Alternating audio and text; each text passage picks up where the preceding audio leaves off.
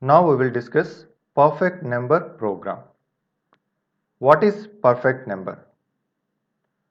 So you take any number and identify the divisors of the number excluding the number and find the sum of the divisors. If you get the same number, then you can say that the given number is perfect number. For example, take 6. So for 6, what are the divisors? 1, 2 and 3. So you sum these three numbers, you will get the input number 6. So you can say that 6 is perfect number. So for writing the C code, so for this perfect number, what we need to know? So we need to know how to identify the divisors of a number. Okay, see, our input is 6. Now I want to identify the divisors of 6. How can I identify? So by using the modulo division operation with the numbers starting from 1 to half of the input number. For example, 6 is our input. So we have to identify the divisors. You take number 1 and check whether 1 divides 6. 6 is divisible by 1 or not. So how can you identify? By using the modulo division operation. So if 6 mod 1 gives 0, then you can say that 1 is divisor of 6. In such a situation, you take that particular one and add it to the variable sum. Sum equal to sum plus 1. Then you can perform the same operation for the remaining numbers 2 and 3. Because after 3, no need to check.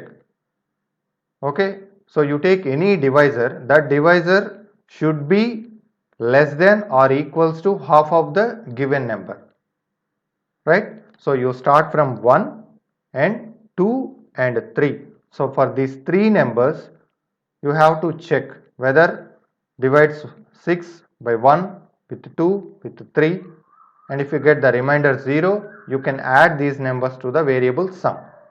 And finally, you check the sum value with the input number 6. If both are same, you can say that the given number is perfect number. So in this case, our input 6 is perfect number. So this is how you can identify whether a number is perfect number or not. Now we will see how to write the C program for perfect number.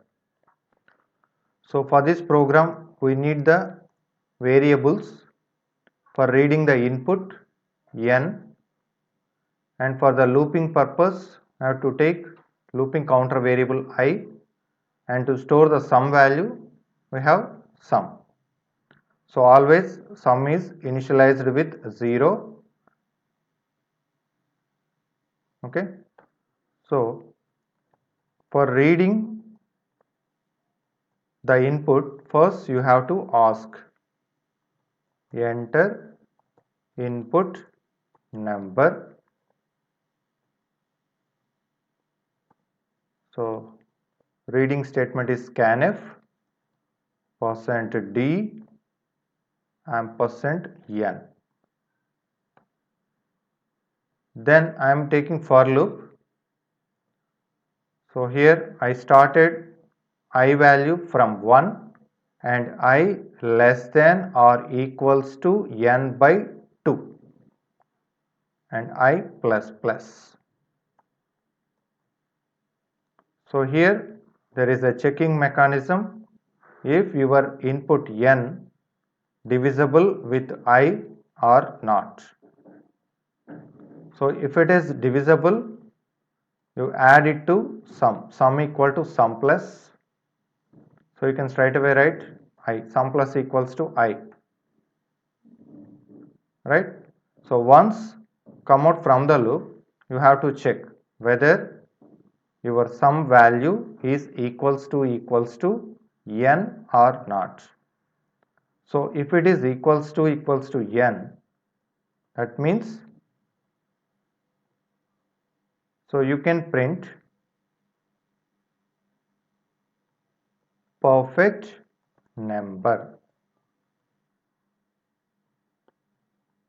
else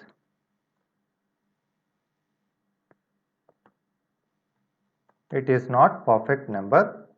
So you can print like that, not perfect number.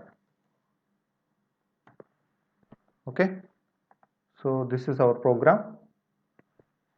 Now we build this program. So I am giving number 6 as input. So I am getting perfect number. So I tried with different number. Suppose I am giving some 10. So we will get not a perfect number.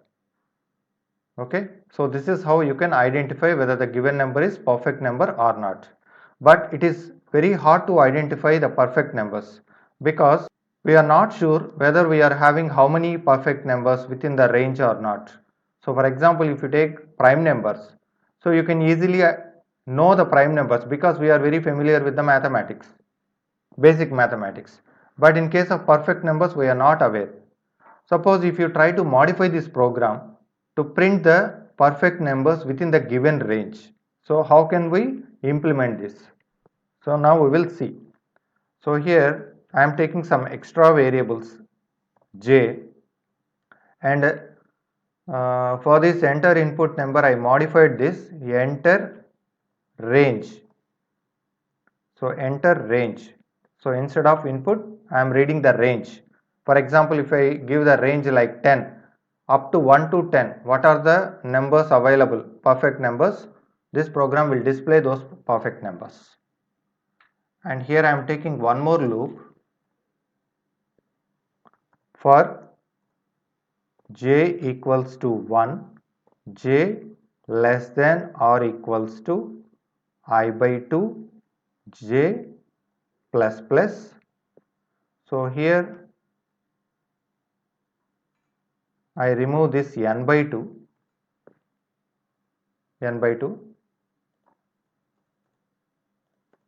and within the inner loop, if I mod j equals to 0, so sum equal to sum plus j. So this is the code in inner loop. So here I am taking the brackets and I put all these if else spot in loop.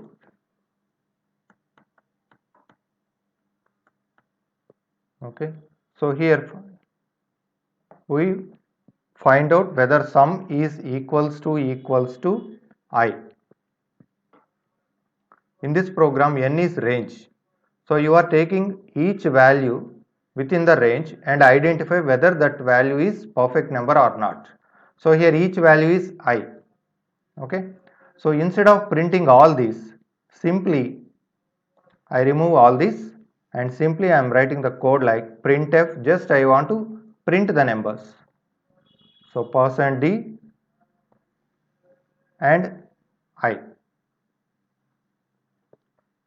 Okay, just I want to print the perfect numbers within the given range.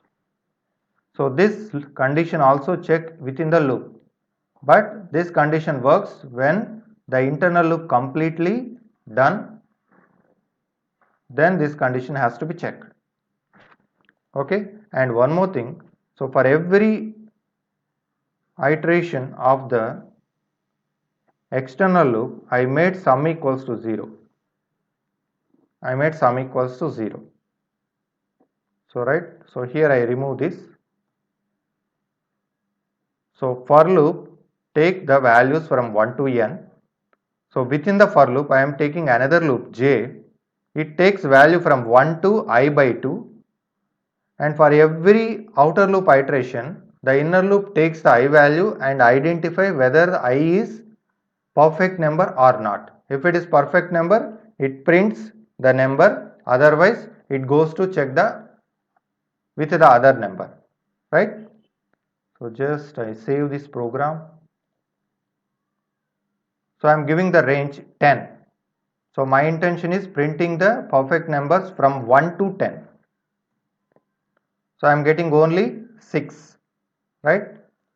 So I am giving some other range, 100. See, within the 100 we have the perfect numbers 6 and 28. We have only two numbers. And suppose I am giving the range 1000.